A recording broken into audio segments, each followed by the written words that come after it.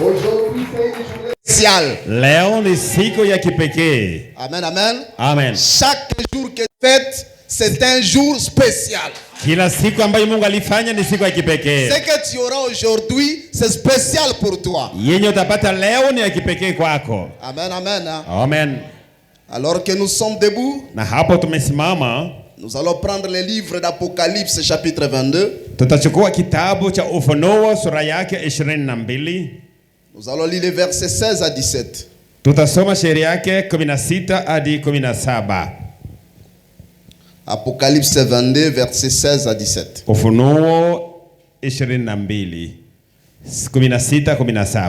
Moi Jésus, Mimi Yesu, j'ai envoyé mon ange pour vous attester ces choses dans les églises. nilituma malaika wangu awahakikishie vitu hivyo ndani ya makanisa. Je suis le rejeton Niko et mzaliwa la postérité de David, na urithi wa Daudi, l'étoile brillante du matin. nyota ya asubuhi. Et l'esprit et l'épouse disent, Roho na bibi harusi wanasema viens.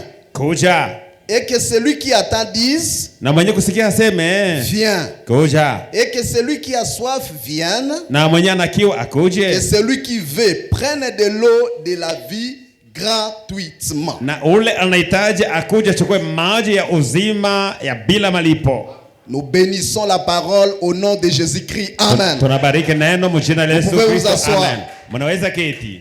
Aujourd'hui, je remercie encore Dieu Leo nashukuru tena Mungu pour cette occasion d'être parmi vous. kwa hii bahati ya kuwa pamoja mbele yenu. Amen, amen. Amina. J'étais tellement très content de vous revoir. Nilikuwa mwenye heri tena kuwaona tena mara mingi. Ici, c'est ma maison. Hapa ni nyumba yangu. Et je vais parler sans modération. Nitahubiri na kunyonga nyonga. Amen, amen. Amen. Amen. J'étais tellement heureux Nilikuwa kabisa mwenye de heri retrouver comme mon frère pasteur David. na kukuta tena ndugu yangu mchungaji Daudi. Je suis allé à Cassis, Wakati la Colombe.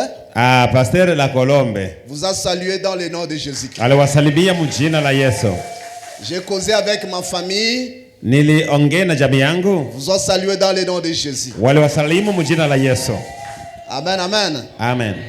Mon sujet ce matin, Somo yangu asubuhi ya c'est le leo ministère de l'épouse de Jésus-Christ. ni huduma ya bibi harusi wa Yesu Kristo. Pour moi-même, Kwa mimi peke c'est un moment spécial. ni wakati kabisa maalumu, Parce que j'ai un message spécial sababu nakuwa na ujumbe que maalum Dieu a donné pour vous. ambayo Mungu alinipa kwa ajili yenu. Quand je suis arrivé ici, Nilipofika hapa j'ai trouvé le pasteur en train d'enseigner. nilikuta mchungaji akifundisha. Quelque chose m'a touché. Kitu moja kinigusa, Il a parlé que alizungumza, nous sommes alisema tupo les fils de Dieu manifestés. wana wa Mungu wanaodhihirishwa. C'est le moment des fils de Dieu manifestés. Hiyo wakati tunaishi ni En wakati wa wana wa d'autres Mungu termes, c'est kuonekana. l'âge des fils de Dieu manifestés. Kwa misemo mingine kusema ni kizazi cha wana wa Mungu wenyewe wanaonekana. Amen, amen. Amen. Il a parlé d'une période transitoire. Alisema kiwango Entre ya la katikati fin kupitia des âges des églises kati ya mwisho wa vizazi vya et kanisa le retour de la grâce en Israël. na neema C'est-à-dire, à inaporudia Israeli. l'intérieur là, Ni kusema kule ndani c'est là ni pale, que les fils de Dieu doivent être Amen. manifestés. ni pale mbele ile neema inarudia, wana wa Mungu wanapasha kuonekana. Amen, amen. Amen.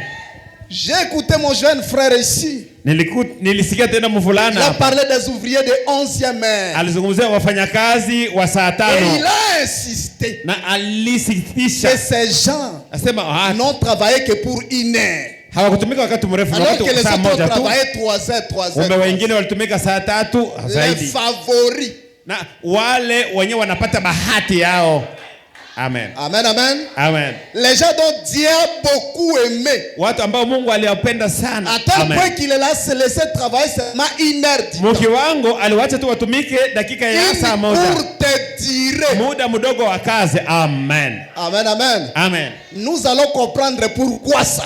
Tutaelewa juu ya nini Mungu alifanya hivyo Dans le ministère de l'épouse du Seigneur Jésus. ndani ya huduma ya bibi harusi wa Yesu Kristo. La révélation Na kweli n'a de valeur na kweli kuleta que bahana, si elle est fixée na kama inawekwa dans le temps ndani ya muda, et dans l'espace. ndani ya kiwango.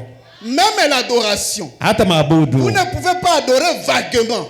hautaabudu tu ovyo Vous ne ovyo, pouvez pas recevoir n'importe quelle révélation. na hautapokea hata ufunuo wa Ça serikali. doit être fixé dans Amen. le temps Amen. et dans l'espace. Ufunuo inapaswa kuwa kwa wakati wenye Nous unastahili. vivons à quel moment Tunaishi wakati gani? et Amen. nous sommes où? Na tupo wapi? Où est-ce que Amen. nous mettons nos pieds Na wapi tunatia miguu pour yetu adorer? juu ya kuabudu? Quelle est la révélation Na ufunuo que nous gani utilisons maintenant? ambao tunao kwa sasa? Amen, amen. Amen. Parce que Moïse avait reçu l'adoration. Musa alipokea vile maabudu, Il avait reçu la révélation. alipokea vile ufunuo. Est-ce que c'est ce que nous utilisons aujourd'hui? Yayo njo, hapana, ni njo tunatumikisha leo. Noé aussi avait la révélation. Nuhu pia alipata Mais ufunuo, ce n'est pas ça ce que nous utilisons lakini aujourd'hui. haiko yenyewe tunatumikisha leo. Notre adoration, Maabudu yetu, notre révélation ufunuo wetu, doit être bien Amen. connue. Nous devons bien se fixer. tunapaswa Le kujua poteau. unasema kiwango yake. Nous adorons où? Tunaabudu wapi? Nous sommes où? Tupo wapi? Nous vivons à quel moment? Tunaishi wakati gani? Amen. Amen, amen. Amen. Sinon, tout ce que nous allons faire, Kama si hivyo yote j'ai écouté tutafanya. encore un terme. Nasema Un terme que le pasteur a utilisé. nilipenda tena tamshi nye mchungaji Nous alitumishi. sommes en train de faire un cercle vicieux. Tuko nazunguruka tu fasi moja. Si nous sommes en train de faire un cercle vicieux. Tunazunguruka tu fasi moja. Amen, amen. Amen. Nous devons avancer. Tunapasha kusonga Et mbele. pour avancer, Na kwa kusonga mbele, il faut amen. savoir quand nous vivons Tunapasha kujua kwanza tunaishi muda gani et où est-ce que nous mettons nos pieds na miguu yetu tunaisimamisha wapi? pour Amen. adorer. Kwa kuabudu. Amen. Amen, Amen, amen. amen. Moi, Jésus, j'ai envoyé mon ange pour Mimi vous Yesu attester ces choses dans les églises. nilituma malaika wangu amihakikishe mambo. À chaque instant qu'on parle de l'église, Muda wote wanazungumzia kanisa. l'église. Kanisa on voit un ange. wanaona kunakuwa malaika. Amen. Quand on parle des anges des églises, Wakizungumzia malaika wa Dieu kanisa, envoie toujours les anges ni kusema dans les églises. Mungu anatumaka kila siku malaika ndani ya makanisa.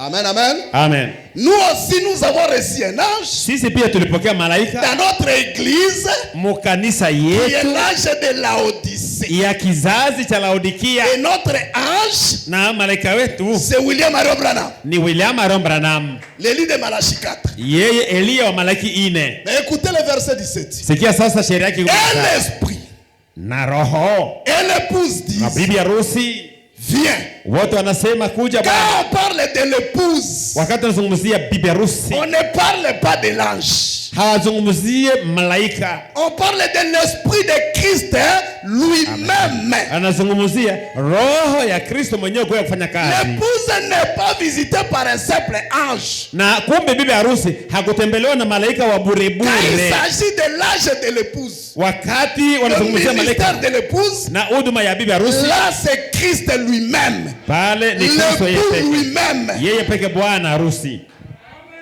Amen, amen. C'est là où nous commençons. Pale ndio tunaanza. Parce que nous avons fait assez de cercles vicieux. Tunazunguruka fasi moja siku mingi. Et vous allez comprendre pourquoi il y a tout ce désordre aujourd'hui. Na utaelewa jua nini kunakuwa fujo yote ndani ya Parce que ujumbe. les gens sont en train de marcher à contre-sens. Juu À watu contre-sens. mahali waende hivi wanaenda nyuma.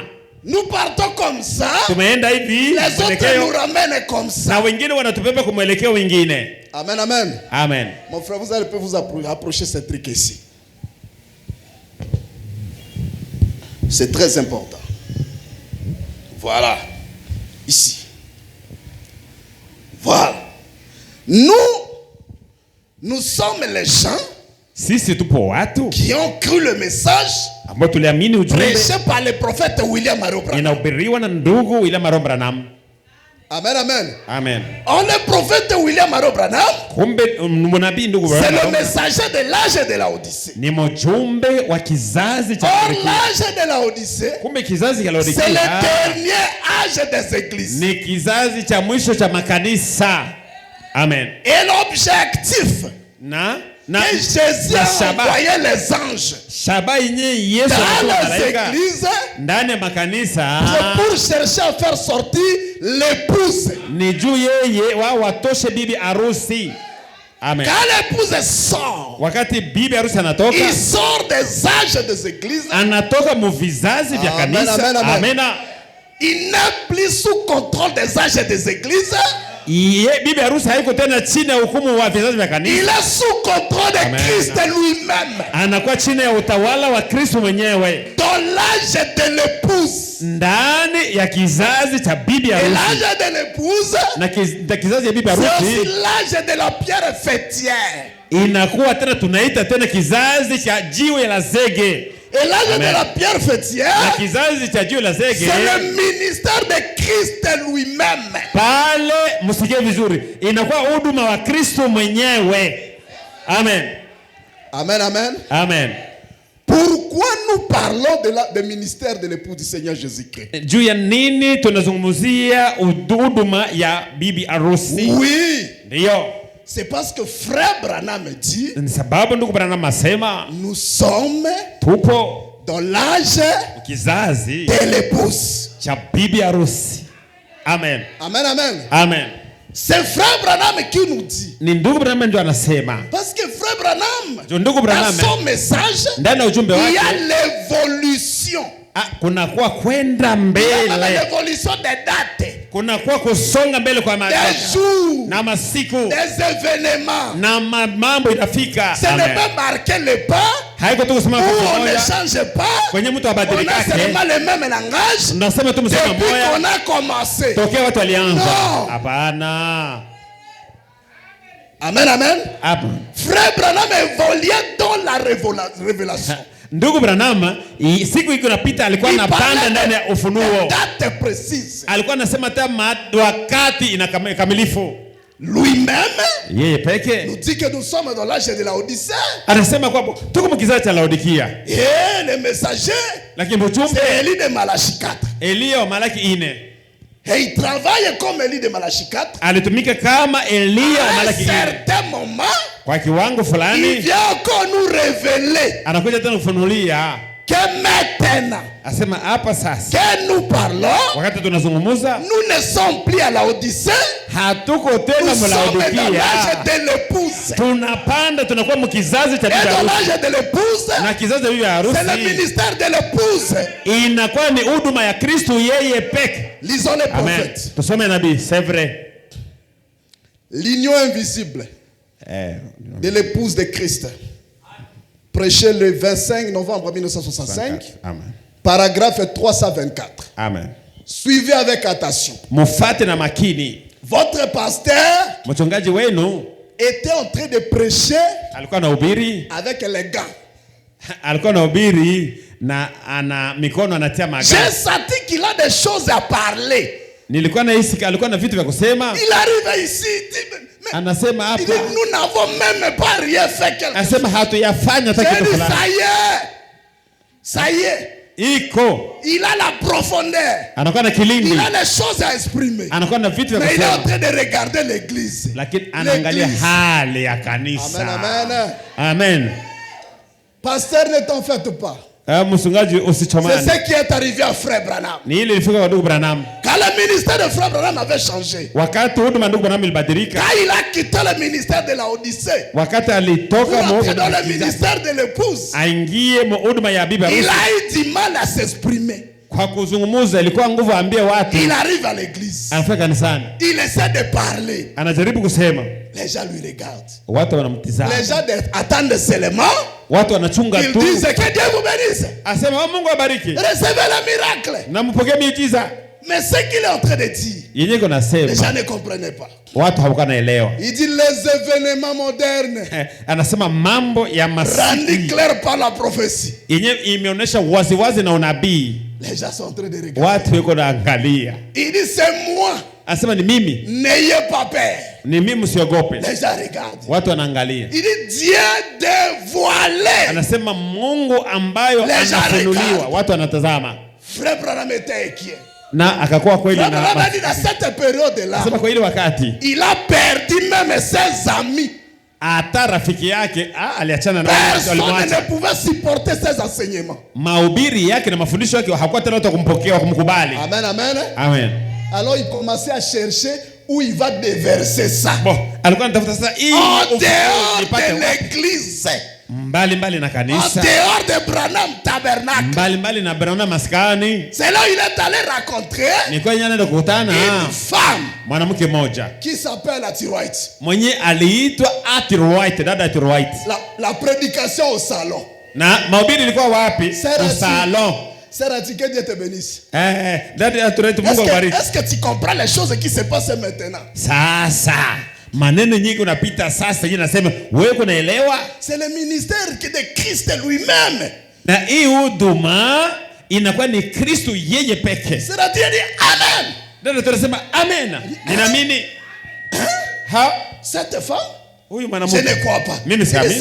C'est la même chose. Ni namna Comme moja. c'était au temps d'Abraham. Jinsi ilikuwa wakati wa Abraham. Dieu lui-même Mungu yeye peke est descendu alishuka rendre visite à son épouse. kutembelea bila harusi C'est-à-dire wake. amen. Ndio tunasema amina. C'est une femme. Kwa mwanamke. Une telle fois, Imani ya hivi sur place, pale. il dit certes tu crois. Dada Il unaamini? dit je crois. Nasema naamini. C'est ce que moi je crois. Nini ndio naamini? Et c'est ce que je vois. Na mimi ndio naona. Il dit demande tout ce que tu as besoin maintenant. Omba yote ambayo unahitaji. Ce n'était pas alors faire la gêne. Haikasema afanye mafungo. Demande ce que tu as besoin maintenant. Akasema omba hiyo unahitaji hapa sasa. Amen, amen. Amen.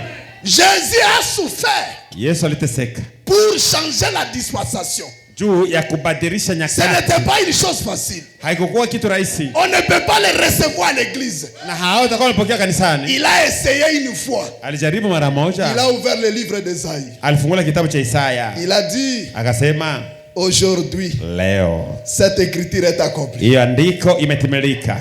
On a dit, hein? Eh? Tu veux dire quoi? Utasema nini On wewe? l'a ramassé. Bakamwale On bakanyang'anya. est allé avec lui pour lui jeter. Bakamubeba kusudi bamutupe nje. Amen, amen. Amen. Il a été frappé, il a reçu des gifles Akapikwa hata makofi pour avoir prononcé ça. juu tu ya kutamka ile tamshi. Alors quand il a vu que Jean-Baptiste a terminé son travail, Wakati aliona kama Yohana Mbatizaji il anamaliza kazi fallait qu'il yake, puisse dire la vérité. iliomba aambie Il kweli. commençait à chercher l'auditoire. Akaanza kutafuta nafasi. Au temple, on ne peut plus le recevoir. Kumbe kwa hekalu makuhani habangempokea tena. C'était récalcitrant. Alikuwa ni mtu mlikosa Il adabu. parle de sottises, Yeye yuko nasema sema vitu ya des choses uongo. non conformes. Vitu yenye haviendeki. Amen, amen. Amen. Alors il passait dans les rues, Alikuwa anapita njiani dans la forêt. ndani ya pori. Elle est allée rencontrer une femme. Akaenda kukutana na mwanamke. Cette femme, c'est la Samaritaine. Ule mwanamke ni Msamaria. Il a commencé à jauger l'auditoire. Akaanza kuangalia hali ya hewa. C'est une femme typifie l'église. Sababu mwanamke anamaanisha kanisa. Amen, amen. Jésus était devant une église Yesu alikuwa mbele ya kanisa qui s'appelait Samaritaine. yenye iliitwa Samaria. Une église mixte. Kanisa changanyika. Moitié juif, Na nusu Myuda, moitié païen. nusu mpagano. Amen, amen. Amen. Et Jésus a commencé à Yesu toucher akaanza l'auditoire. kugusa na Toi, kanisa. femme, donne-moi de l'eau. Wanipatie La maji. discussion Na ile est kupizana arrivée au niveau de l'adoration. ikafikia kwa hali sema kumaabudu. Là, les choses ont changé. Pale mambo yakabadilika. Nous nous adorons sur la montagne. Sisi tunaombaka kwa kilima. Vous adorez dans les temples. Minyi mnaabudu kwa Ili hekalu. femme. Mwanamke. L'heure est venue. Muda umeshafika. L'adoration doit changer. Ya kusema maabudu yanapaswa sasa On kubadilika. n'adorera plus au temple, Hautabudu tena kwa ni hekalu dans votre montagne, au kwa kilima chenu, mais on doit adorer en esprit. lakini utaabudu katika roho. Amen, amen. Amina. Le changement des lieux d'adoration. Ile mabadiliko mahali pa kuabudu. Jésus voulait dire, Yesu alikuwa anapenda kusema désormais, tokea on sasa va adorer en moi Jésus. watu wote wataabudu katika Parce mimi que Yesu. c'est lui qui était le lieu d'adoration. Sababu ni yeye Yesu ndiye alikuwa mahali pa kuabudu. Mais une grande chose comme ça, Lakini kitu kikubwa kama hiyo, tu changes le programme de l'église, unabadilisha na hali yote ya kanisa. la manière d'adorer. Na hali hapa kuabudu. Mais allez parler ça au temple. Si uende basi kwa hekalu kubwa Le kwa temple de makuhani. Jérusalem est là-bas. Na hekalu ya Yerusalemu iko Là pale. où se trouvent tes amis prédicateurs. Kwenye kwa ndugu yako mahubiri. Pourquoi chercher une petite femme Juu ya nini utafuta mwanamke mdogo? de mauvaise vie? Tena wa maisha mbaya. Amen, amen. Amen. C'est une révélation. Ni ufunuo. Il y a des choses cachées là-dedans. Kuna kwa vitu vinafichwa ndani. Ça doit être toujours cette femme-là. Ilipaswa tu kwa ule mwanamke. Amen, amen. Amen. Frère Branham a souffert. Ndugu mama aliteseka. À tel point que la révélation a monté. Mke wangu ufunuo Il ulipanda. a pris le téléphone. Akamata simu. Il a commencé à appeler frère Dr. Livile. Akaanza kuita Dr. ndugu Livile. Frère Livile. Ndugu Livile. Prédication au téléphone. Na anaanza kuhubiri simu. Ndugu. C'est signifie l'achèvement. Yenye inamaanisha c'est l'achèvement. Na kazi ya ukamilifu. Dieu doit descendre sur la terre. Mungu anapaswa kushuka duniani. duniani. Il va faire les mêmes choses. Atafanya kitu namna moja. Gisa alifanya kule. Frère Livile a dit frère Branham, je crois ça. Na c'est vrai frère. Ni kweli ndugu. Que Dieu te bénisse. Mungu akubariki. Amen, amen. Amen. En train de chercher une terre fertile. Ni mbegu atafuta udongo nzuri wa mimea kumba mbegu kupofika. Amen, amen. Amen. Écoutez frère Branham. Sikia ndugu Branham. La parole qui était descendue le jour de Pentecôte. Neno ambayo lishuka siku ya Pentekoste.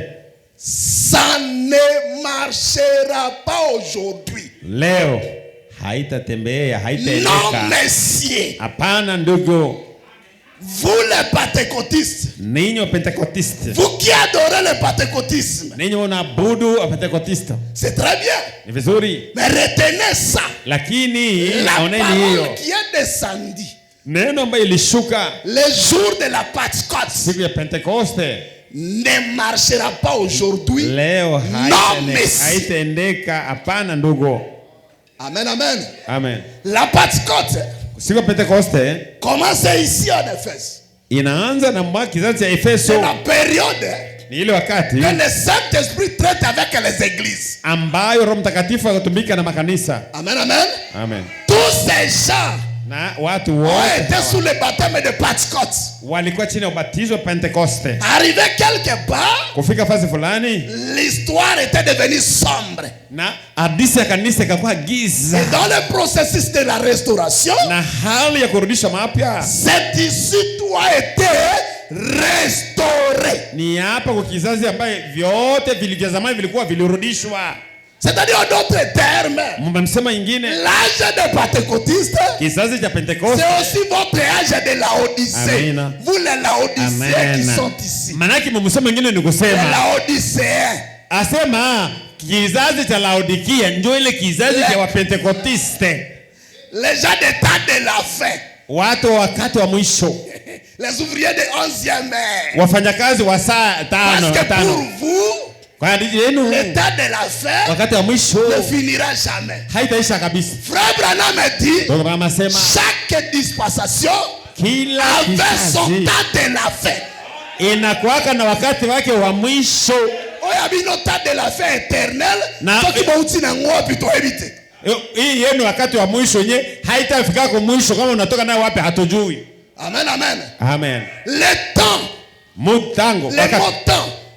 Ile mshitango wakati n'a jamais été éternel. Wakati haikuwa milele. Inakuwa na mwanzo na inakuwa na mwisho. Amen. Le temps de la fin. Le temps de la fin. Wakati wa mwisho. Comme si ça ne finira pas. Haitafika kwa mwisho. Comme si ça ne finira pas. Haitaisha. Écoutez frère Branham. Sikia ndugu Branham. Non messieurs. Hapana mtamuti. C'est là, celle-là. Ni ile. C'était pour la Pentecôte. Ile sehemu ilikuwa juu ya Pentekoste. Amen, amen. Amina. Cette parole-là était pour la Odyssée. Ile neno ilikuwa juu ya Laodikia. Était pour la période des âges des églises. Ilikuwa ya vizazi vya kanisa. Ça ne marchera pas aujourd'hui. Kwa leo wakati bibi harusi ile haitendekana tena. Frère Branham ajoute non monsieur. Ndugu Branham anasema hapana ndugu Mungu. Amen, amen. Amen. Votre pasteur va vous dorloter après. Moi je vous donne coup sur coup. Mimi nawaambia wazi wazi. Je ne suis pas un pasteur. Mimi siko mchungaji. Non. Hapana. Celle-ci. C'est-à-dire la parole que nous avons maintenant. C'est pour l'épouse. Amina.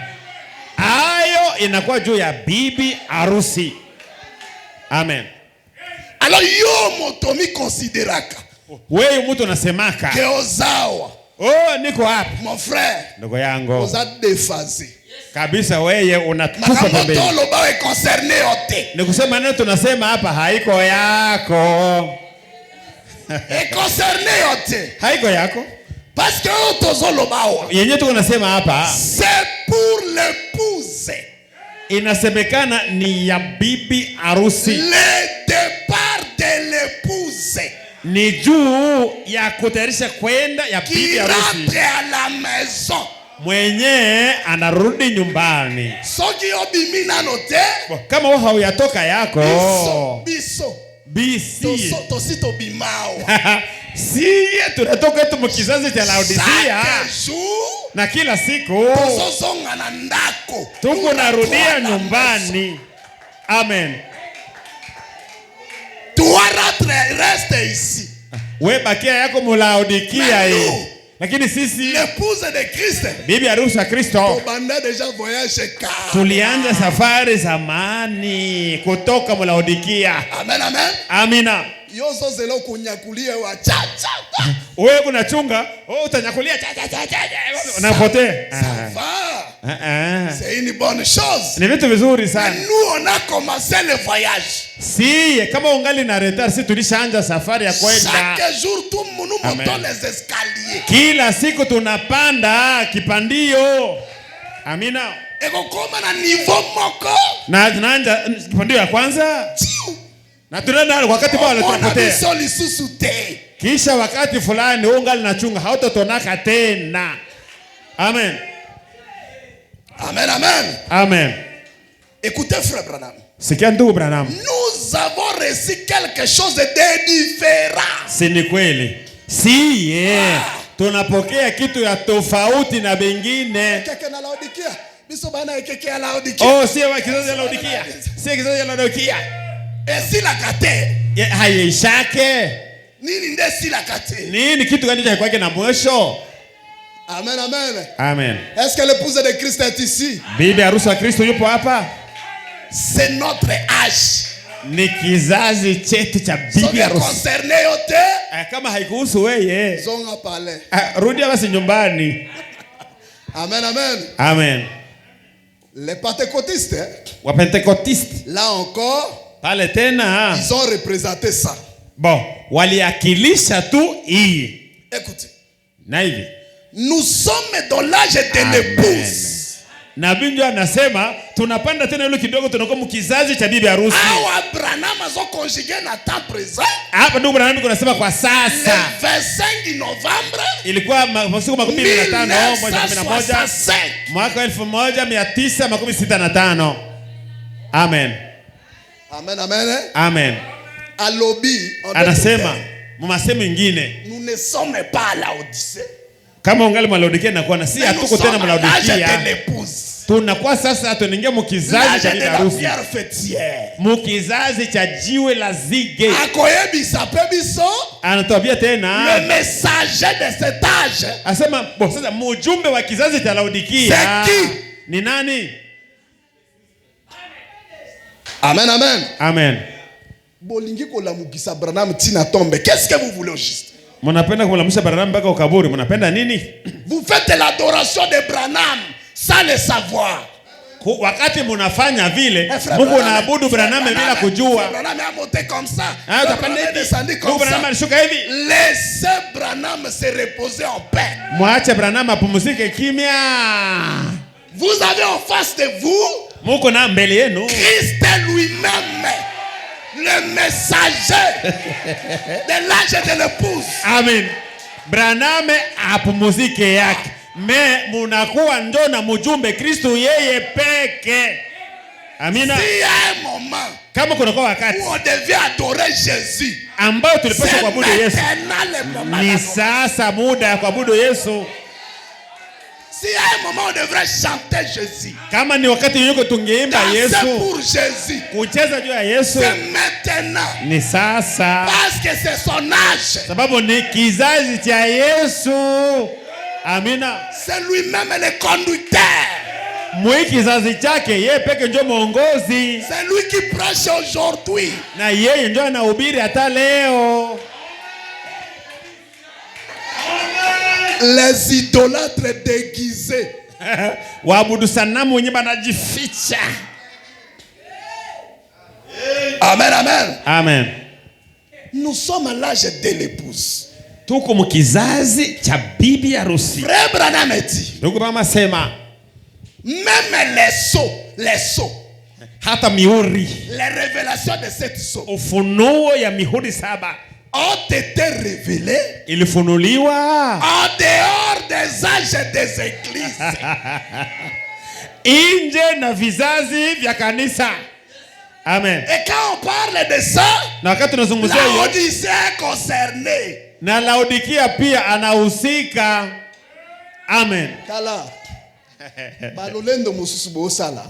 Ba fiere nyingine nyinyi mnafanyaka. Boye bakaningia ko sala ngo. Mmoja wake namna kuifanya. Nous sommes de 7e âge. Tuko kizazi cha 7. 7e âge, ça quand est 6e âge, 5e âge, et ça na kati ya âge des églises. Kizazi cha 7 iko vile vizazi 7 vya kanisa. Notre objectif sasa shabaha yetu ni gani? Est de recevoir le message ici. Ni pokea ujumbe huyu. Pour monter. Tusibakie tena pale tupande sasa. Devenir l'épouse de Christ. Tukue bibi harusi wa Kristo. Entrer dans cet âge ici. Tuingie mkizazi cha bibi harusi. Ezala kiteto zinga kaka place moja. Hapana tu tuzunguke fasi moja hapana. Amen, amen. Amen. Même les sceaux. Hata mihuri ont été révélés. Ilifunuliwa. En dehors des âges des églises. Inje ya vizazi vya kanisa. Parce que l'objectif. Sababu shabaha des sceaux. Ya mihuri. C'était pour faire sortir l'épouse. Ni juu ifunuliwe itoshe bibi harusi. Et l'épouse. Na bibi harusi sort de tous les âges des églises. Sikia sasa, bibi harusi anatoka mu vizazi vyote vya kanisa. C'est là ni pale que je donne à mon frère raison.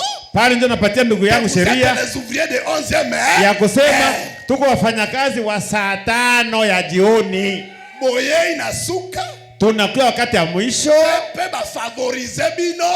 Bana tupatia baba tupatie kwanza favere. Meboliki kokendete. Hamupende kwenda mnabakia tu. L'état de la fin. Wakati wa mwisho. Wakati wa mwisho. Wakati wa urikia. Vous serez jugés.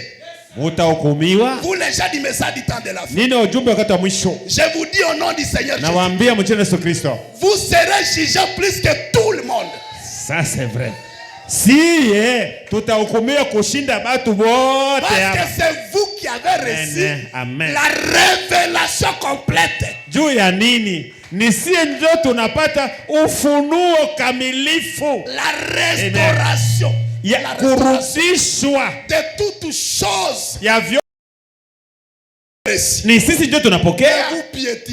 Lakini unaikanyaka. Négligez ça. Na mnasharau. Vous êtes habitué. Unazoea. L'ambiance des églises. Na kweli mahali ya makanisa. Ça devient une habitude. Inakuwa zoezi. Nous partons là-bas. Nous allons chanter. Tutaimba. On va prier pour les malades. Atambia wagonjwa. On va bénir les enfants. Atabariki watoto. On prêche. Anabiri. On rentre à la maison. nyumbani. Ça devient une habitude. Inakuwa zoezi.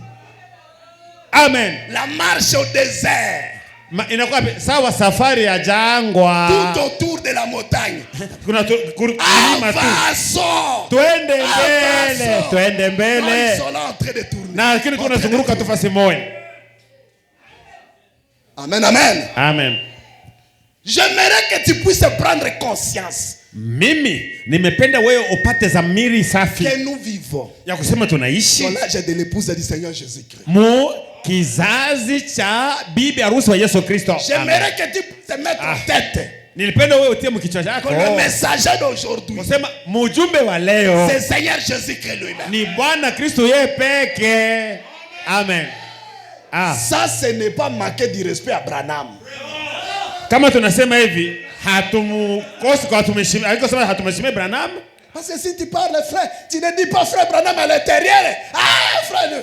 Ukasema maneno kama humtaji ndugu Branham unakosa hapana. Intimidation na bino.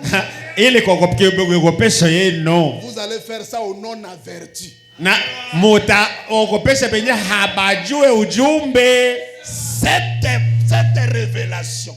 Hiyo ufunuo. C'est la révélation de Christ lui-même. Ni ya Kristo yeye peke.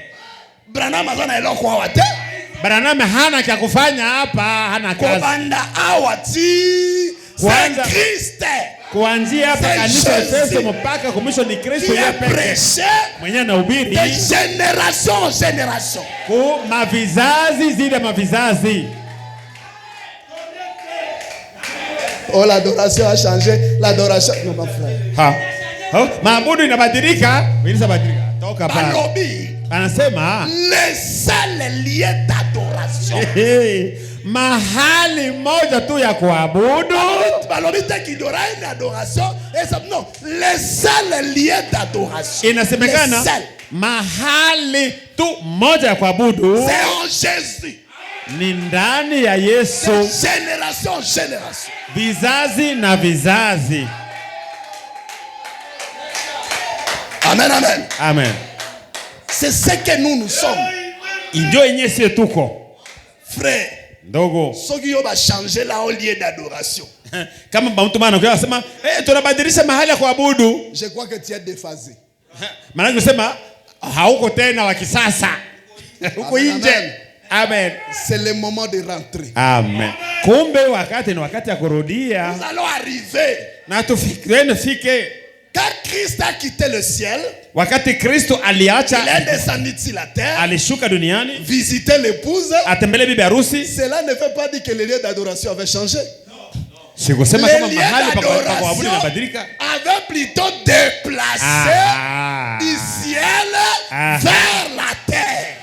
Haikubadilika, lakini ilitembea katoka mbinguni ikashuka hapa duniani. Amen. Là-bas était resté silence. Biblia inasema kule kulibakia kimya. Amen. Parce que l'objet et le lieu d'adoration, sababu chanjo na mahali pa kuabudu, a fait un voyage. Silitembea. Amen. Il est descendu sur la terre. Alishuka kwa dunia. Et là c'était resté silence. Na kule mbinguni kulibakia nini? Kimya. Ça veut dire que le lieu d'adoration a changé. Ndio sema mahali hapa kuabudu inabadilika. L'adoration a changé, ça devient dans l'homme. Kuabudu inabadilika kwa mtu. Basi Yesu était un homme, non? Salikuwa mtu. Et c'était lui le lieu d'adoration. Na yeye ndio mahali pa kuabudu. C'est le même Jésus. Kama tu Yesu moja. Quitte le ciel aujourd'hui. Anatoka mbinguni leo. Et ça sur la terre. Anashuka kwa dunia. Ça signifie que le lieu d'adoration a quitté le ciel et est venu sur la terre. Ni kusema haikubadilika, lakini inatoka mbinguni inakuja hapa kwa dunia. Yesu tu. Amen. Amen, amen. Amen. Revenons à notre mouton. Turudie kwa somo yetu. Même les sceaux, les révélations de cette sceau, hata ufunuo za mihuri saba, a été révélé en dehors des églises. Zilifunuliwa nyuma nje. Parce que le septième sceau, sababu sikia vizuri, muhuri wa saba, saba yake était de ramener Christ sur la terre. Ilikuwa itulete Kristo atoke mbinguni akuja hapa duniani. Oh, Christ ngo sur la terre, il est où? Il est où? Il est Kristo peke. Huko dunia kwanza hapa kama iko wapi? Hatumuone iko wapi? So inalingina shokeo. Kama napenda kwanza nikutingize kidogo. Na hebi soke na hebite. Mimi nakwambia sema sijui iko wapi, sijui. Yo moko luka. Wewe peke tafuta kwenye iko. Les mages sont arrivés à Jérusalem. Majusi walifika Yerusalemu. Ils ont trouvé les anciens. Walikuta wazee. Ils ont dit nous avons vu son étoile. Sasa si tuliona nyota yake. Nous sommes venus l'adorer. Ndio maana tunakuja kumwabudu. C'est vous qui êtes venus l'adorer, non? Wewe ndio mlikuja kuabudu. Il est où? Sasa iko wapi msiulize si? On ne sait pas. Hatujui kwenye yupo. Nous avons vu seulement son étoile. Lakini si tuliona tu nyota yake. Notre problème n'est pas de savoir l'adresse. Bon, si nous avons vu l'étoile. Lakini si ba majusi tuliona nyota yake. Pour nous, nous les mages, sisi wa majusi, quand nous voyons l'étoile, wakati tunaona nyota, ça signifie que il est sur la terre. Sikia vizuri. Sie ba majusi. Tukisha kuona nyota ni kusema Kristo yeye peke iko hapa duniani. Amen. Je m'en fous de là où il est. Mie sichomani kwenye iko. Amen. Peut-être. Labda. Il est dans la serre. Iko ndani ya dada. Oui. Azotambola na jipe. Iko natembea na jipe. Yozo comprendre te. Yenye we hawelewi. Amen. Jésus azosonga fufu. Yesu iko na nika mukapara we haujui hawelewi. Yoko yao tu nangaki azawapi. Bon, ukiona unasema, "Oh, Yesu sasa iko wapi?" Je ne sais pas. Sijui. Amen. Va chercher. Wewe mtafute. Amen, amen. Amen. Dieu devait ouvrir ses sceaux. Mungu, sikia mzuri, Mungu ndo alipasha kufungula ile mihuri.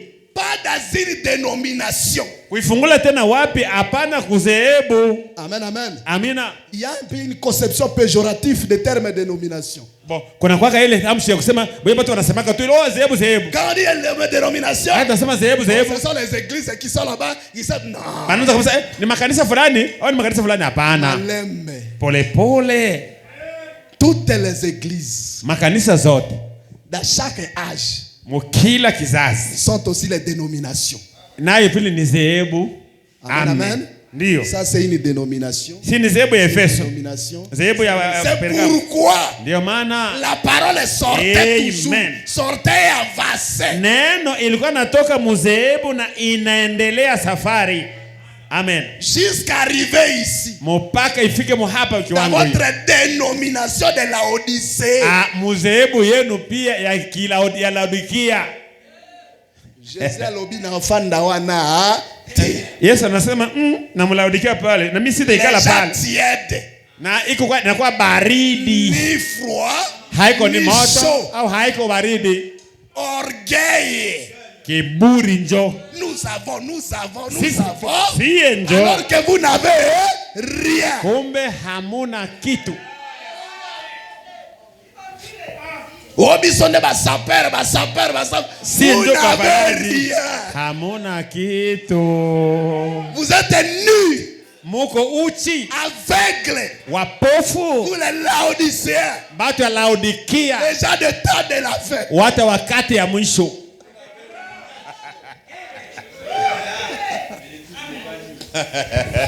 Amen, amen. Amen. Mais l'épouse Sasa sikia, bibi harusi a porté une robe yeye anavaa kanzu de 7 couleurs. ya rangi ngapi? 7. Amen. Oliosi atembe. Wewe unataka kutia ubishi? Comptez ma couleur. Si wewe usabie marangi hii. Usabia. 2, 3, 4, 5, 6, 7. L'épouse. Bibi harusi. Soko sangani siango. Ukawachanga wote. Et puis si couleur blanche. Hii marangi yote 7 yote inachangana leta rangi mweupe. Les saints watakatifu sont habillés wanavikwa des robes blanches na makanzu meupe. Amen, amen. L'épouse bibi harusi est au-dessus des dénominations. Yeye anakuwa juu ya madhehebu. Amen. Quand Jésus est ici, na Yesu iko hapa comme le messager, sawa mjumbe, la seule doctrine na mafundisho que nous avons ya moyo yetu nayo dans le ministère de l'épouse, ndani ya huduma ya bibi harusi, c'est l'amour divin. ni upendo wa Mungu. Makambo na bino, maneno yenu, il est venu. Anakuja. Il n'est pas venu. Hayakuja. Les révélés. Wanafunuliwa. Hayafunuliwa. Anaanguka hivi. Anagenda hivi. N'amenez pas ça ici. Musituletee hapa. Dans le ministère de l'épouse, ndani ya huduma ya bibi le harusi, ministère de la pierre de fête, ya jiwe la zige, la seule doctrine, mafundisho moja tu, c'est l'amour divin. ni upendo wa kiungu. Amen. Même avec mon ennemi. Hata na adui wangu. Amen. Frère, yondo zo lukobo mangai. Ndugu, wewe unatafuta uniue? Biso na utokendelo la. Sisi wewe na mimi tutaenda mbinguni moja. L'amour divin. Upendo wa kiungu. Amen. Tolembi koswana. Tunachoka kugombana. On est fatigué de polémique. Tunachoka mavita. Yango tokimi bino. Njo nye tunamikimbia meba Laodikia. Nano na Laodicea na. Mubakie na Laodikia yenu. Amen. Oh bisonde tozana doctrine ya bien. Si njo tuko na mafundisho mazuri ndogo. Swati kala nango. Yo bakia kwanza na mafundisho mazuri.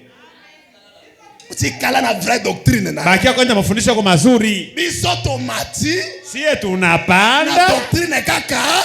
Na mafundisho moja. L'amour divin. C'est tout. Upendo wa kiungu mwisho. Amen. C'est fini. Mwisho pa. On est fatigué. Tunachoka. Quand les gens parlent. Wakati wote wanazungumza. Avec assurance. Na hakikisho. Frère Branham était monté sur la montagne. Ndugu Branham alipanda kilima. Le ciel était descendu. Na mbinguni kashuka. Hivi na hivi. Tout ça c'est bien frère. Yote ni vizuri ndugu. Mais fixez ça. Mais uitie sasa. Dans le temps. Mwakati. Et dans l'espace. Na mukiwango. Sinon toutes ces connaissances là c'est zéro. Kama haujui kuitia vizuri, ujuzi wako wote ni sifuru. Alors quand tu vas prendre tout ça, wakati utakamata yote, tu mesures ça dans le temps. Unaitia mwakati. On découvrir que utaka kutambua je suis en dehors. Kumbe mimi niko yangu nje ya mudundo. Makambo eleka deja. Maneno nishakapita yake. Tango ya bitumba. Ya koswana. Ono sambo na bango. Pasera na bango. Banduku. Esi la kala. Wakati ya kupigana. Kanisa yabo. Mafundisho yabo.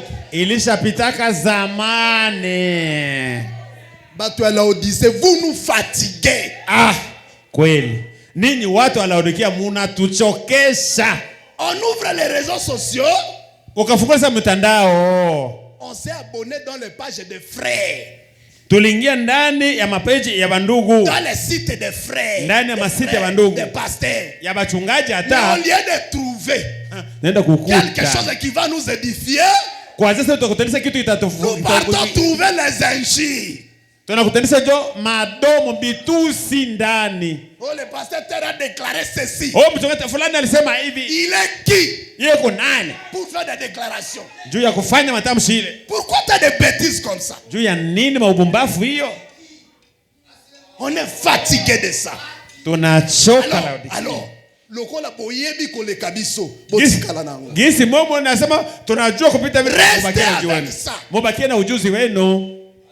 Restez avec vos connaissances. Mubakie na ujuzi wenu. Restez avec tout ce que vous avez. Mubakie na nyewe unapenda watu mnasema mko naye makarama. Mubakie naye. Nous nous avons monté l'escalier. Sisi tunapanda kipandio. Amen, amen. Amina. Dans l'âge de l'épouse. Kizazi ya bibi harusi. L'âge de la charité. Kizazi cha upendo. Kizazi cha upendo. Biso kaka bolingo na bolingo. Si, upendo tu na upendo. Upendo wa kiungu tu upendo. Quand tu vois un frère, wakati unaona ndugu, faites attention. Fanya angalisho. Vous avez vu Dieu ni kusikia wazi. Forme d'un homme. Unaona Mungu muhali ya mtu. Appelé. Anaitwa David Kakule. Anaitwa Daudi Kakule. Dieu. Ndugu Mungu. Sous forme d'un homme. Muhali mwanadamu. Les gens pensaient que c'est terminé seulement avec Branham. Batu waliwaza kasema ile ilishaka tu na Branham. Antonio Suba. Wakati leo ndugu Branham. Frère Branham. Ndugu Branham. C'est une gerbe agitée. Silikuwa tu ni maua ya kwanza ya kutikisa. Le premier arrivé à la maturité. Nikusema mbegu ya kwanza yenyewe nafika kukomaa. Si lui est devenu Adam restauré. Kama yeye pale tusikie kama anakuwa Adamu yeye anarudishwa upya. Si vous dites qu'il est troisième. Kama unasema anakuwa Adamu wa tatu. C'est que moi je suis septième. Na mimi niko Adamu wa saba sasa. Amen. La sœur est là au fond. Naenda kule mwisho. Elle est 12e Adam. Yana kwa Adamu wa 12. Nous sommes nombreux. Kumbe baadamu tunakuwa mingi. Restauré. Baadamu wanarudishwa upya. Watoto wa Mungu wanadhihirishwa. Haikuisha kubraname tu. D'autres discussions qui n'ont même pas de sens. Bon, mabishano mengine haina tena maana. Tunapoteza muda bure. Les Ada, frère. Ah, ndogo. Pourquoi usuka kana bango de ngape adate? Onesha tu kwa Branham. Sina mie huyu ni kwa Adamu anarudishiwa. Amen. Jésus a révélé les sons en dehors des âges des églises. Kumbe Yesu alifunua mihuri mbali ya vizazi vya kanisa. Afin qu'il puisse prendre une épouse. Yote shabaha ilikuwa nini? Juu atoshe amo bibi harusi. L'objectif de tout c'est ça. Tout ça. Shabaha yote hapa. C'était pour faire sortir l'épouse. Ni juu tu apate bibi harusi. Amen, amen. Amen. Pas une épouse dénominationnelle. Hapana bibi harusi wa kizehebu. Tu es épouse de Christ. Uko bibi harusi wa Kristo. Et tu dis que tu es dans les âges des églises. Je ne comprends pas. Mimi niko mu vizazi vya kanisa sielewi. Ça c'est quel calcul ça? Inakuwa hesabu gani? Alors que l'épouse doit sortir de l'église. Kumbe bibi harusi anakuwa atoke ndani ya makanisa. Toi tu es devenu épouse. Wewe unakuwa bibi harusi. Tu es toujours dans les âges de l'église. Ungali vizazi vya kanisa. Lukanini kuna. Ungali tafuta kule. Fasi yako haiko kule. Sortez. Tokeni. Sortez des dénominations. Mutoke mu mazehebu. Sortez de l'esprit dénominationnel. Mutoke mu roho ya kizehebu. Sortez des âges des églises. Mutoke mu vizazi vya kanisa. Montez dans l'âge de l'épouse. Ninyi mupande mu kizazi kinadi cha bibi harusi. C'est là il a la richesse. Ni kule ndio unakuwa utajiri. Unakuwa yote. Baoyo bazuka couleur rouge pamba. Aba banapata tu rangi ya mweupe bure. Non, nous sommes les enfants de Dieu. Sisi tuko watoto wa Mungu, tuko watoto wa Mungu. Avec ça seulement. Na hiyo tu moya tu. C'est baoyo basuka wana bango. Bon, aba ba pili vile ya nguvu. Non, nous sommes les enfants de Dieu. Sisi tuko watoto wa Mungu. Basuka moko. Banapata tu moya. Mais ba paresse. Lakini batu wenye bazembe hawatumikaki hata. Paresse. Bazembe ya 11e ya saa 5 ya jioni. Baeko beneficie na oyo nyoso. Banapata yote hii. Amen. L'injustice du ciel. Banuko. Si ni Mungu yeye peke ndio kapendeleo ya Mungu. Amen. L'injustice céleste. Banuko. Ni kapendeleo tu ya Mungu. Et puis ce sont les paresseux. Kweli ni kweli. Tuko njo bazembe. Balingi makambo nyoso basalela kaka bango. Maneno yote banapenda tu babafanyie. Jésus est mort sur la croix. Yesu alikufa kwa ajili yetu, alikufa msalaba kwa ajili yetu. Jésus dit à l'obéi, si tu veux me suivre, prends ta croix et suis-moi. Kumbe Yesu ndio anasema kama unapenda unifuata, kamata msalaba wako unifuate, lakini bazembe. Ils sont habitués avec des choses gratuites. Banazoea na vitu ya kupewa kumikono. Bapesa akabango pamba. Bapate tu ya bure. Bon, grâce au besoin na. Basi tutafanya nini? Neema yenyewe mnapata C'est pourquoi ndio maana vous serez jugés. Tutahukumiwa tous les autres âges. Zaidi ya vizazi vingine vyote. Amen. Amen, amen. Amen. Comment les sceaux namna gani mihuri doivent être révélés inakuwa inafunuliwa en dehors des églises? Mbali ya vizazi la vya kanisa. révélation de sept sceaux. Ufunuo wa mihuri 7. Ce n'est pas un homme qui a révélé ça. Pale ndio tusikie mzuri. Haiko mwanadamu ndio alifunua. Ce n'est pas Branham qui a révélé ça. Haiko hata Branham mwenye alifunua. C'est lui qui a brisé les sceaux. Mwenye alivunja mihuri. C'est Christ lui-même. Sikia mzuri, ni Kristo yeye peke. Alikamata mihuri. Déjà brisé. Akaivunja. Il a donné à Branham. Akapata Branham kamata hii inavunjiwa. Petit. tanga bakombo na bango. Taja sema jina yao. Parce que dans le livre des Sceaux, kumbe kitabu cha mihuri, c'était vos noms qui étaient à l'intérieur. Majina yenu ndio iliandikwa ndani. Amen. Vous cherchez à savoir qu'est-ce qui était à l'intérieur de ces sceaux. C'était vos noms. Nini ndio ilikuwa kama mihuri 7? Ilikuwa ni majina yenu. Amen. Toi tu crois que tu es venu ici au hasard? Weye, unawazia ulikuwa hapa tu kwa rafla? Dans le message. Ndani ya ujumbe? Bongo. T'as pas compris. Hauyaelewa. Quand les sceaux étaient ouverts, sasa sikia, wakati mihuri inafunguliwa, chaque nom a été cité dedans. Kila jina ya mtu ilitajikwa ndani ya kuita. Pendant que tu étais catholique, wakati ulikuwa kwa Katoliki, ndogo nisamee. Amen. Terminé. Inaishia pale. Amen. Oh non, il faut aller chercher l'évêque général. Inapotafuta évêque général ndio kwa asamee. Bongo. Awa. Hapa. Quand tu trouves ton frère, wakati unakuta ndugu yako en train de faire quelque chose de mal, wakati anafanya kitu moja mbaya, frère David, pourquoi ça nous? Tu David nini hivi? Frère.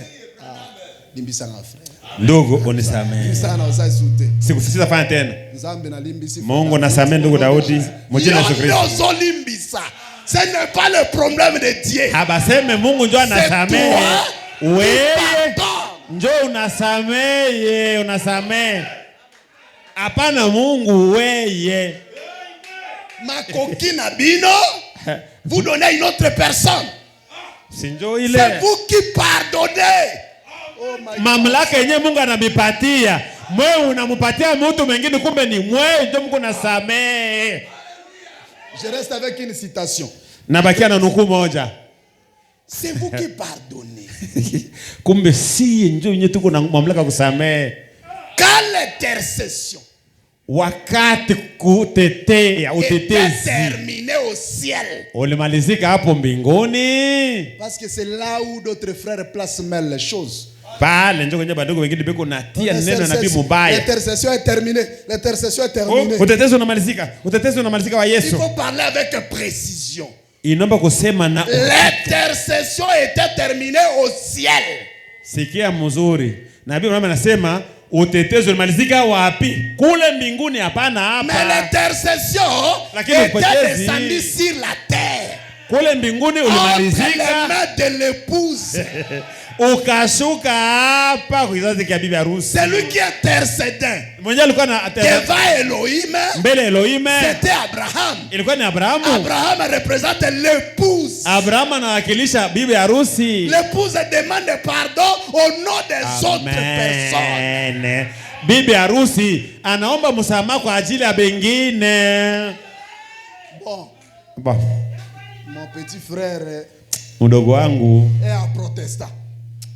Iko protestant. Il se comporte bien. Mais anaishi vizuri. Est-ce qu'il me respecte aussi? Ananiheshimia pia bi. Il ne peut pas être sauvé. Hata okolewa. Ça va. Mais ça va vizuri. On va voir. Amen. C'est pourquoi il faut prier pour ta famille. Bondela kapona bande. Ça c'est le prophète. Ndio maana ndugu mama anasema ombea jamaa yako juu yokolewe. C'est toi qui as le pouvoir. Juu ya nini? Wewe ndio unakuwa na mamlaka ya kutetea sasa. Ya kutetea kwa mikono yako ya jamaa yako. Amen. Frère, ndugu, eloko yokolimbisa. Kitu iko samee. Elimbisami esili.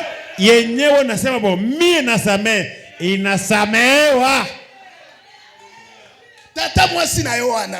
Shangazi yako ule. Oya sala omabe. Uma anafanyaka ubaya. Sasa lobi tata mwasi na limbisio. Kama ukasema bo shangazi mimi nakusamee. Wewe uko Mungu, wewe uko Mungu. Toi tu n'es pas Dieu. Yo sasa mbete. Tata mwasi. Sangazi. Je te pardonne. Mie, apana mwingine mie njoo nakusamee. C'est terminé. Ni kusema pale inaisha pale nasamehewa. Amen. Ba frère na ba sœur sirete à église. Ba frère na ba sœur banakuwa banani? Banakuwa ba anere ya kanisa. Boke komona mabe frère asalaki. Unaenda kuona mbaya yenyewe ndugu alifanya. Kotimba ngo yako suye pasteur. Banduku. unataka kukimbia mbio kuambia pastor. Haijua hata yake maneno. Silibisa frere kuna. Wewe mwenyewe uliona kule. Si umusamee ndugu kule. Usio kuchafua masikio ya pastor. Arrivé ici. Fika hapa. Vous êtes tous des saints. Wote mko watakatifu. Kope sili deja. Maneno inaisha, maneno inaisha. Kope vide kuna. Maneno inaisha kule, mlisha kusameana samee. Oh non pasteur, et cet frère là, mchungaji, huyu ndugu. Il mauvaise vie. Anakuwa mbaya. Ndogo. Qu'est-ce que tu as fait pour aider ces frères là? Kazi yako kuchongea. Ulifanya nini ndio kusaidia ule ndugu? Aidez-les d'abord. Wewe usikuwa kuchongea, anja kwa kumsaidia. Nous devons aider les uns les autres. Jinsi Biblia inasema tusaidiane wamoja wengine. Basusu bazawana ata frère aebisae. Bengine bako pala ata ndugu anamwambia. Non, ya lingi bongote. Ya hapenda Kevin. Ya zoluka kakao za caché. Oh frère. La Bible dit. Sasa njoo hivi na nini? Hivi na nini? Biblia inasema croyez votre frère. C'est le prophète. C'est le prophète. Kama mimi nakwambia kitu uamini kumisemwa.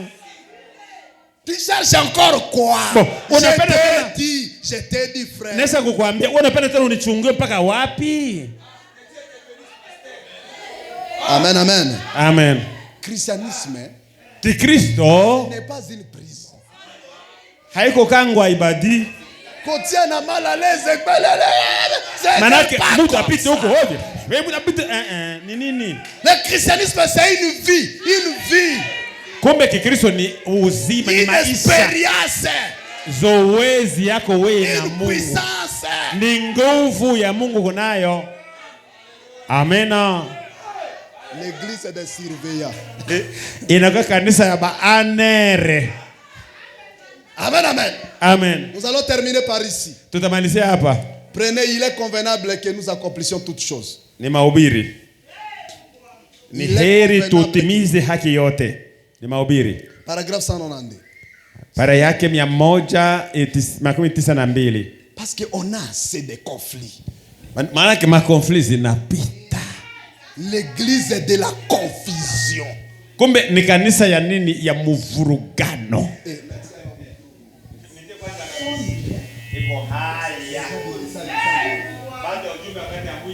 L'église est la plus conflictuelle du monde. Muna sikia anasema kanisa ya ujumbe ndio ya watu ya makonfli na pita dunia.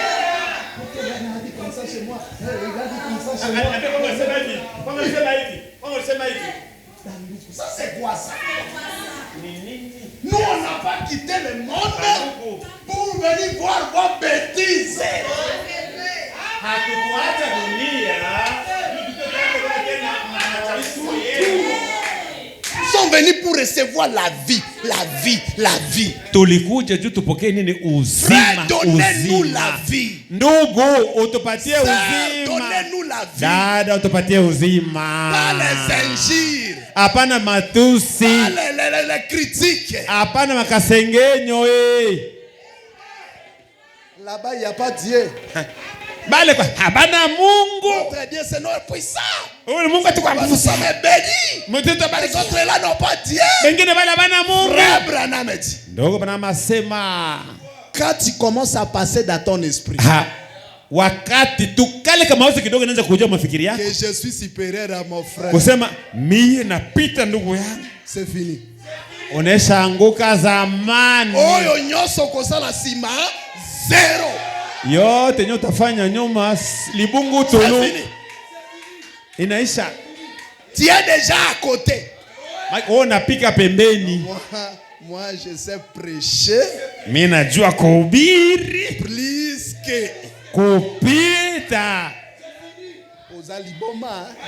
Maki uko na bazimu, uko na lishire. Bati que le message yo mo côté yango tisu. Ataweza wapi? Bakuachia ujumbe wewe peke uhubiri. Moi 45 minutes 1h30 ozo vimba lango lokola oza zero eloko. Dakika 15 masaa moja unavimba. Mie njo hauko bure. Amen. Ce n'est pas comme ça. Haiko hivi. Alors Dieu a regardé. Mungu akaangalia. Laodikia conflit avec Philadelphie. Iko napigana na Philadelphia. Wewe Philadelphia hamuko tena batu. Sarde avec Thyatire. Sarde na Thyatire. Asi enjoy. Hapana mwe. Écoutez frère Branham. Usikiende kubranama. L'église est faible. Kanisa inakuwa dhaifu. Les églises d'aujourd'hui. Makanisa ya leo. Nous sommes divisés. Tunagabulana. Suite à la lutte entre les organisations. Juu tu ya vita kati ya miundo. Ici à Beni. Hapa Beni. Chaque église cherche à être la première église. Kila kanisa nasema si enjo. Si. Les gens organisent des prières. Batu banafanya maombi. Des jeunes. Mafunga chakula. Jetons. Ya kutupiana mambwakela. Nous prions pour être puissant Seigneur. Pour être. Je te crois na nguvu ya Mungu. Tombe. Élève-moi. Élève. On n'est pas. C'est ça le problème. Oh, Mungu, unipatie nguvu mimi nipite mengine. Unipatie nguvu mimi ndio nje mtumikisha. On va te lever. Mungu atakunyanyua. Ce n'est pas pour être au-dessus des autres. Haiko juu ukwe juu ya wengine. Olekiba mosusu na nini? Bengine hapa unabapita na nini? Élève-moi Seigneur, élève-moi. Élève cette église. Uninyanyua kanisa yetu basi mubeni mzima. Ba élève église na bino bokende. Bon, kanisa yenu ba inyanyue kama iende wapi? Baboro tu etika lao. Kumbe hata uyenge nyumba ya miliare itabakia tu hapa. Batu bazolo baketo kende lola. Na ndio tunasema tuenda mbinguni. Mais chaque jour bazaka na calcule bâtiment moko ya terrible etenga biboe. Manake wakati tutajenga tujenge kanisa yenye ukaona inafikia hivi. Il faut qu'il ait toiture compliqué comme ça. Manake manjanja yake ipikiwe inaangalia hivi. Bozoko sabiso. Moko na tudanganya sababu kuna mbinguni. Bozana posa ya kokende. Tunaona kweli kumbe hamuna auba ya kwenda fasi. Mubakie Laodikia. Logo linyo kende te botikala. Hamuna hitaji ya kwenda mbinguni, mubakie Laodikia hii. Biso. Lakini siye tuko naenda. Ata na se anga. Ata chini ya hema tuko naenda.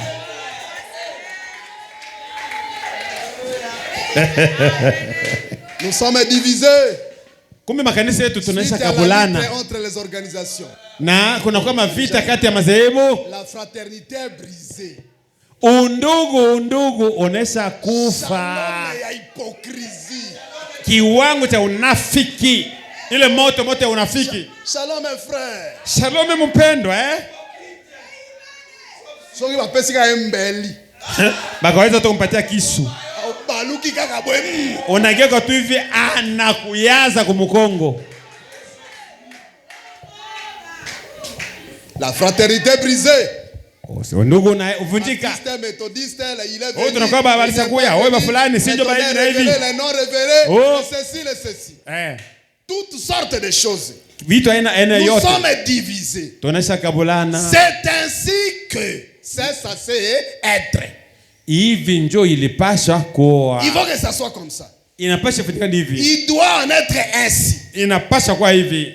Ensuite, na kisha il viendra un message. Mukatengana bieno na nyuma kutakuya ujumbe. Amen. Haleluya.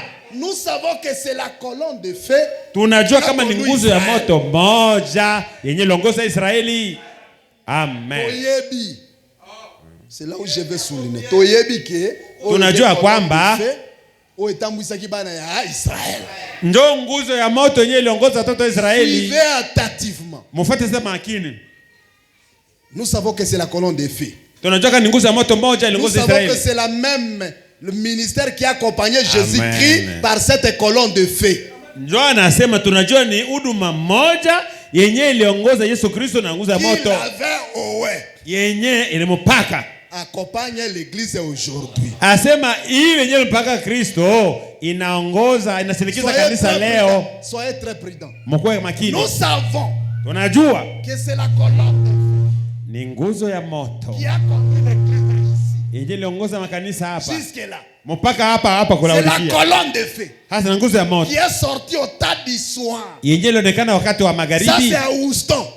Ile ni picha ya Houston. En 1958. Na 1958. La colonne de feu. Ile nguzo ya moto. Frère Rabito yebiango. Ndugu wangu akasema tunaijua. Yoga siko ndego Branham. Sikia ndugu Branham. Nous savons. La science a prouvé cela. Zebi nasema vile. Écoutez Branham. Nous n'avons pas besoin de ça. Si hatuhitaji. Dieu l'a prouvé. Mungu alishaonesha kama ni nguzo ya moto. La colonne de feu. Nguzo ya moto. Aussi toyebi. Tunajua. Nous avons besoin du ministère de Jésus-Christ. Branham asema vile wote nguzo ya moto tunajua, lakini sie tunahitaji ya huduma ya Yesu Kristo. Pour s'adapter à la pierre de fête. Ile huduma ifanye nini? Juu ya kutuambatanisha na jiwe ya zige. Qui arrive là-bas. Yenye kunashuka pale. Qui a amené l'église. Yenye libeba kanisa. À un point où le ministère est Amen. exactement comme il était quand Jésus était parti. Yenye inabeba kanisa mukiwango ya huduma yenye Yesu alifikia mbele aende. L'état du soir. Wakati jioni. La lumière du soir est apparue. La lumière du soir. Oh, nuru jioni ilionekana. Nuru jioni ilichomoza. Nuru jioni ilionekana. Nous sommes les enfants de l'état du soir. soir. Tuko watoto wa mwisho. Très bien. Mzuri. 1958. Makambo etamboli. Les choses ont évolué. Maneno ikabadilika. Koma awa. Kiofika sasa kuma hapa kusantua. La colonne de feu se transforme. Ile nguzo inageuka. Devient la niwe.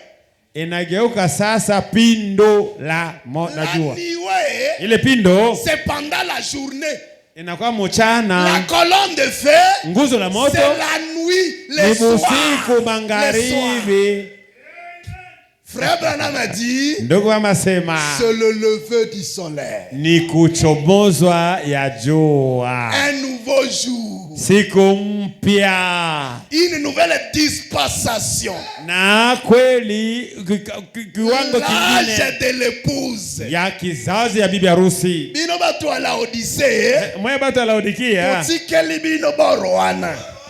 Tunamiachia ile nguzo ya moto ile. Biso. Lakini si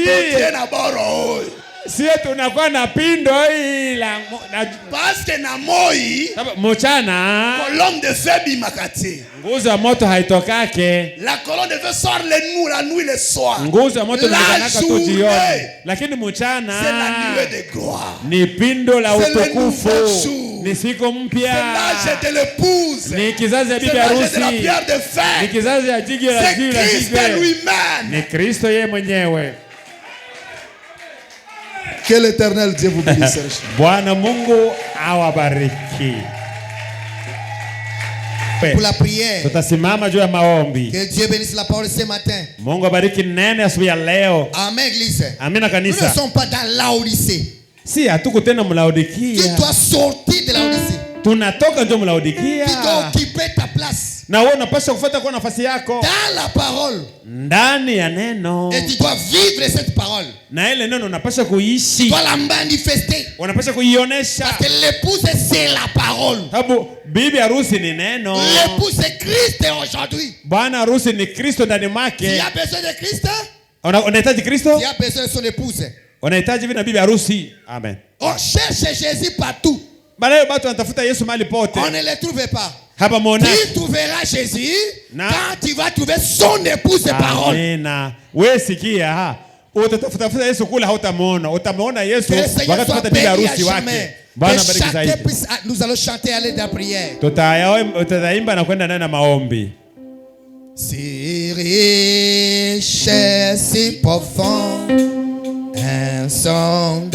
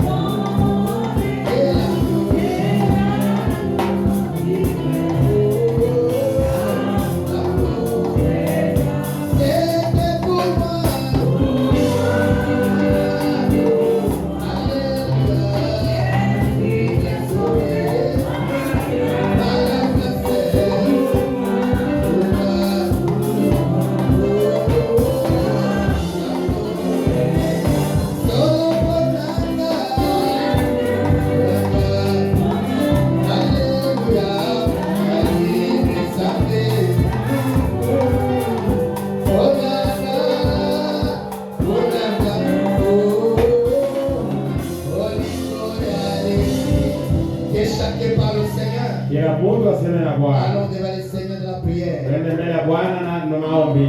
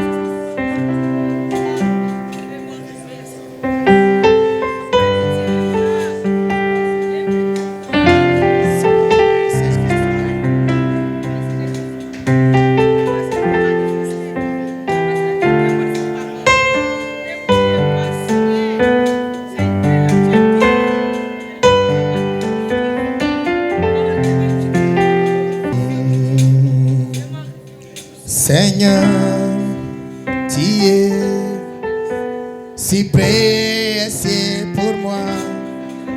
Seigneur, tu es si précieux pour moi.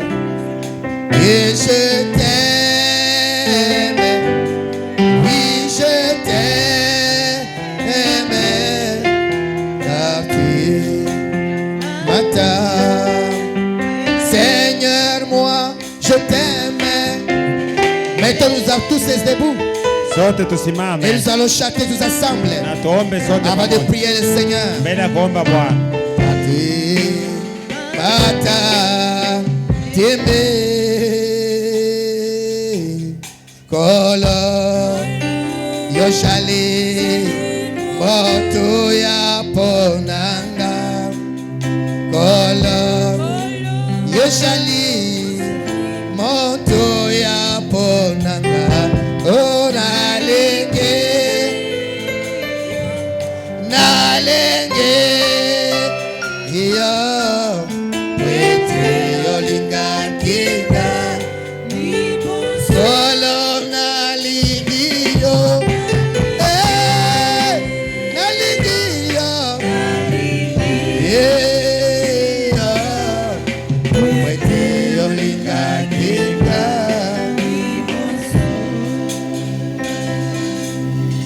Bwana yuko tamani kwangu, Bwana yuko tamani kwangu, kweli kweli nakupenda, hapana kupenda,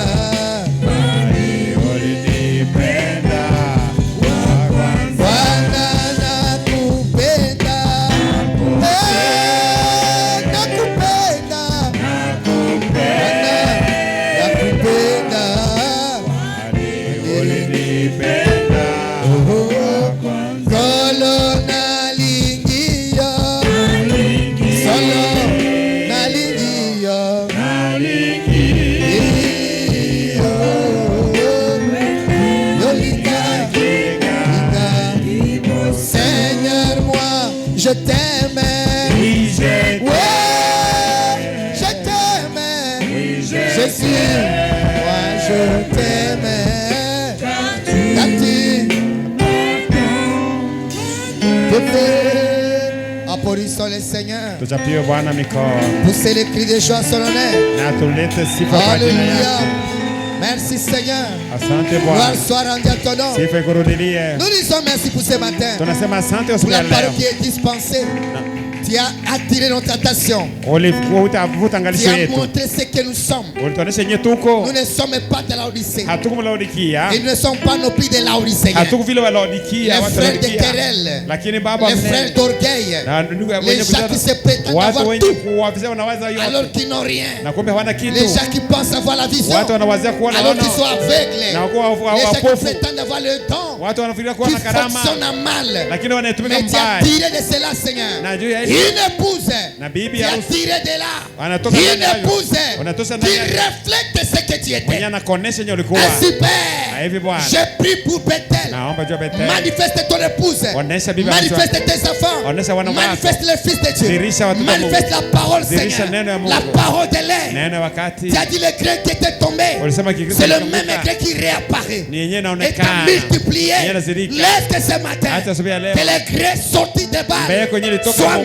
manifestés. makapi. Ioneshwe. La parole est vivante. Neno yaliyo La hai. parole agissante. Neno yuko tena. La vie de Christ. Uisha Mungu. Rayonnant de ses vertus. Yenyewe Au inaonesha nom mambo de yako yote Jésus-Christ. mjini Yesu Kristo. Père, Baba, laisse que tu puisses susciter acha upate kuamsha cette armée invincible. ile jeshi Cette yenyewe épouse parfaite. ile bibi De kamilifu fils de Dieu ya manifesté. wana wa watoto Au wa nom Mungu de wanazoisha Jésus. mjini Yesu Kristo. Bénis ceux qui ont écouté. Bariki wenyewe walisikia. Même s'ils n'ont pas écouté, compris Hata ce kama soir. hawakusikia, Que le Saint-Esprit, Roho Mtakatifu qui est le grand enseignant, mwenye mwalimu mkubwa passe dans chaque cœur. ipite neno kila moyo, Enseigne chacun de nous. ifundishe kila mmoja wetu, Enseigne tes enfants. ifundishe wana wako, Amène-la les saisir yawabebe dans leur washike cœur. mioyo Au yao nom de Jésus. jina la Yesu. Béni sois-tu à jamais. Ubarikiwe milele, Parce que tu es un peuple sababu unakuwa na taifa prédestiné pour cela. wanatayarishwa juu ya hilo. Bénis ton serviteur, Bariki mtumishi le wako pasteur acheté, mchungaji qui a parlé de la Jedediah, simplicité, mwenye alisema kwa urahisi, chassant les esprits, akifukuza mapepo, établissant la parole. akiweka Qu'il neno. soit béni par toi, Seigneur. Abarikiwe nawe Baba. Oint les héritages Umupake zaidi. pour le reste de la semaine. Kwa majuma Au jume na nom baki de Jésus-Christ. mjina Yesu Kristo. Merci pour la parole, Asante juu ya Seigneur. neno Que Bwana. la vie de cette parole Hiyo uzima puisse hiyo s'inscrire neno dans chaque cœur. ingie ndani ya kila Que moyo. celui qui va quitter ici Mwenye atatoka ne hapa puisse pas l'oublier. asisahau Dans le nom de Jésus. mjina la Yesu. Merci Seigneur. Asante Je Bwana. dis gloire soit rendue à ton Nasema sifa nom. ikurudilie. Ainsi reçois la gloire. Pokea sifa. Reçois l'honneur. Pokea heshima. Reçois la bénédiction. Pokea mibaraka. Reçois nos cris de joie. Pokea furaha zetu Dans le nom puissant mjina nguvu de Jésus-Christ. ya Yesu Kristo. Ainsi nous avons prié. Na hivi tumeomba. Amen. Amen. Que le Seigneur bénisse richement. Bwana wabariki zaidi. Que Dieu bénisse le frère. Kidogo napata mtu mwenyewe anasema matamshi yenye inastahili. Frère, Ndogo, aujourd'hui, leo beaucoup de prédicateurs, wahubiri wengi, nous les prédicateurs, sisi wahubiri on ne sait pas prêcher. hatujui kuhubiri, Il fait le méli-mélo. anachanga maneno, C'est comme ça que nous ne pouvons pas devenir la parole. na ndio maana tunashindwa kukua neno, kuyuka neno. Que Dieu bénisse le frère Mungu abariki ndugu pour les mots qu'il a trouvés pour parler. juu ya matamshi ambayo alitumisa juu ya kusema. Là, il m'a épargné peut-être toute une année de prédication. Anaacha mwaka mzima sasa semanga tena mahubiri. Amen, église. Frère, Ndugu, frère, ndugu, aujourd'hui, leo si l'âge est glorieux, si l'âge kama kizazi est glorieux, inakuwa utukufu, parce que Christ, ni jawabu sababu le Kristo glorieux, yeye mtukufu est sur la terre.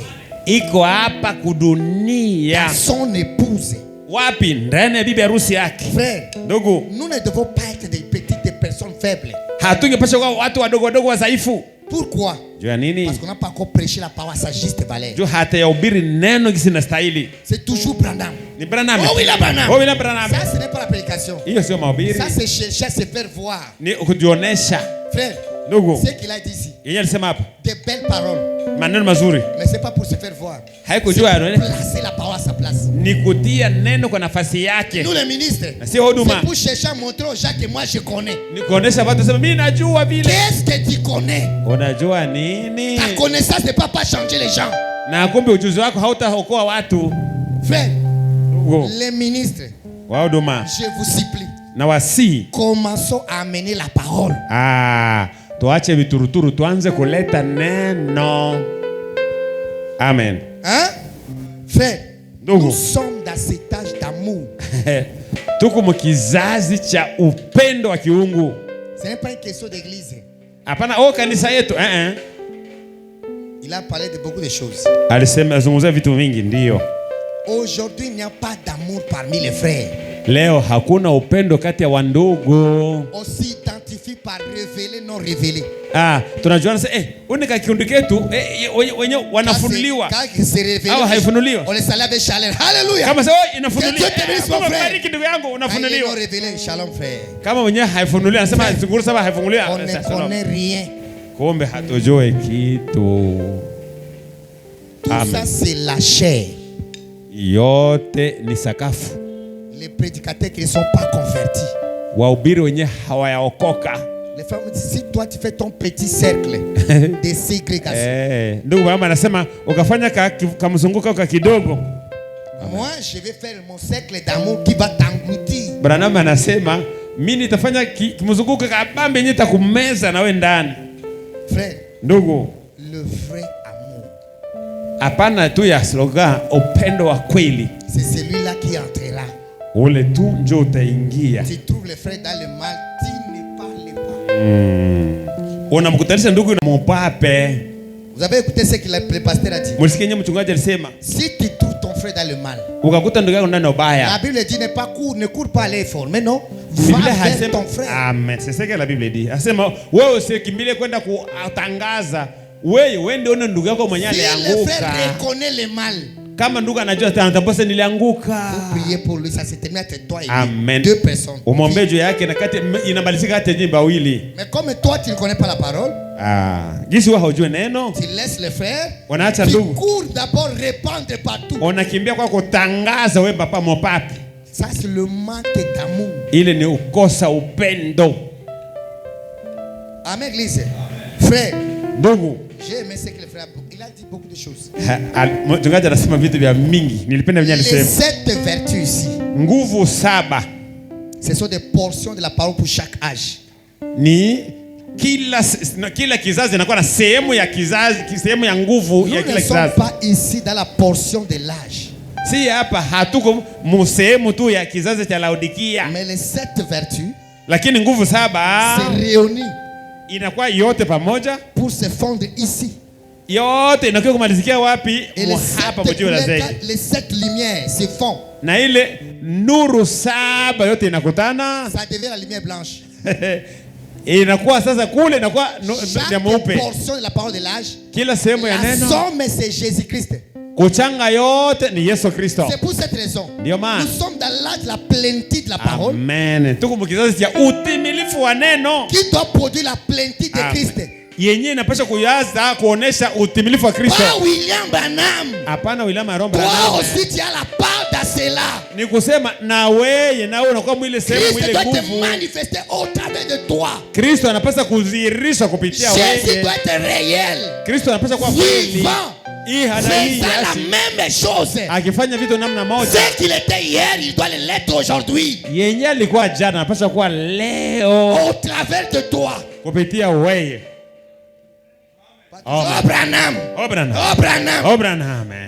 On nous adore le Dieu de William Branham. Tunaabudu Mungu ndani William Branham. C'est l'idolâtrie. Ile ni kuabudu sanamu. Branham est mort enterré. Branham alikufa na kazikwa. Où est le Dieu qui a marché avec lui? Bon, Mungu alitembea na yeye. Où est cet ange du Seigneur?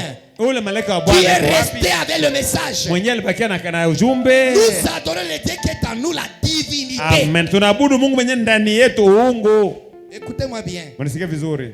Que Dieu bénisse les pasteurs. Mungu abariki mchungaji. Parce qu'il y a beaucoup de ministres qui ont le langage qui ne sont pas chrétiens. Kuko bahuduma mingi biko na misemo yenye haina Kikristo. Toujours Branham. Yote wanapenda kurudisha tu Branham ya pekee. Yote Branham. Le prophète est déjà parti. Nabii alishaenda. Dites-nous. Mtuambie. Après son départ. Kisha kwenda yake. Si tuko hapa tuko chawapi. Nous qui sommes restés nous sommes où? Toujours Branham. Kila siku tu Branham. On rentre à Jeffersonville. Turudi Jeffersonville. Commence à porter son chapeau. Na kofia yake basi. Ça n'a rien à voir avec le message. Haina kitu ya kulingana na ujumbe. Tu as besoin de manifester l'amour maintenant.